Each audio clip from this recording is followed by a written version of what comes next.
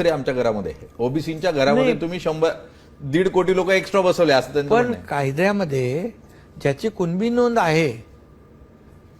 नोंद आहे त्याला कुणबी प्रमाणपत्र देणं बंधनकारक आहे. हा तोच कायदा कायदा. आम्ही नाही केलाय. हा महायुती सरकारने केलेला कायदा आहे का?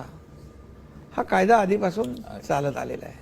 ज्या मराठ्यांकडे नोंद नाही त्यांनी सुद्धा तोच स्थानिक चौकशीचा अहवाल सेतू केंद्रातून घ्या आणि तुमच्या सारखं असणारं आडनाव जिथं असेल तिथं गावात, जिल्ह्यात, तालुक्यात, बाहेर कुठं त्यांचं प्रतिज्ञापत्र घ्या, प्रमाणपत्र घ्या आणि सगळे कागदपत्र जमा करून तुम्ही तहसीलला अर्ज करा कुणबी प्रमाणपत्रासाठी.